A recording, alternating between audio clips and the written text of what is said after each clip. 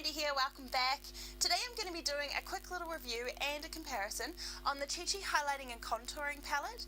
I'm going to be comparing this to the other two palettes that I own, one being the Kat Von D Shade and Light and the other being the Australis AC On Tour Contouring palette.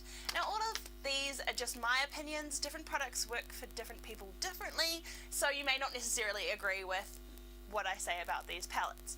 If you have a favourite palette, please drop it down below. I would love to know because I'm always hunting for new products. And if you have any other questions, drop them down below and please subscribe. Let's get straight into it.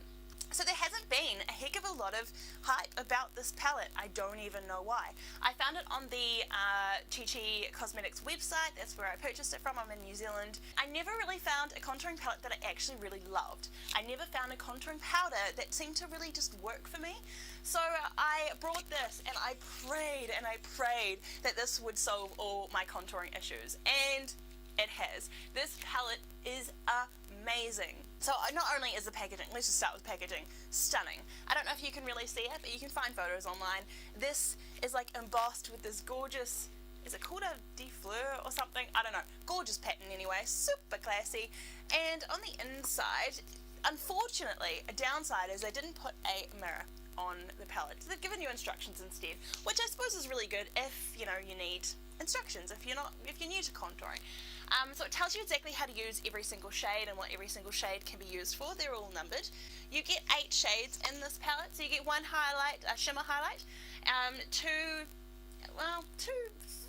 other highlight powders, and 2 bronzers and 2 contour powders. However, you can use this however you like. The highlighting shades are all beautiful. I'm wearing everything on my face today, not the entire palette, but shades from this palette, and I actually adore the highlighting shades.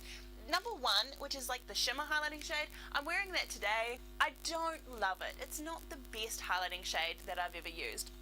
But what I've found in these contour palettes is that their highlighting shades are never that fantastic. You always sort of reach for something else. So that's a bit of a downer. Another bit of a downer about this palette. The other 3 shades are awesome. You can use them for absolutely just an all face powder, whatever works. I especially love the yellow shade for underneath my eyes. The 2 contouring shades are the ones that I really want to talk about. They are shades number 5 and 6. Now these 2 shades are amazing. I always find that contouring powders are just a little too on the cool side for me. I've got warm tone skin, neutral to warm tone, and I just find that if it's too cool toned, it just looks muddy and it just doesn't come out very nice at all. So these 2 shades are just slightly on the warmer side. They're still quite cool. This one here, you can see, is still quite cool, but it is a little bit warmer than others that I have. So it absolutely just works for me. I absolutely love these 2 shades. So if you're struggling with muddy, maybe contour colors, definitely give this palette a go. The other 2 shades here are bronzers, which I've also used today.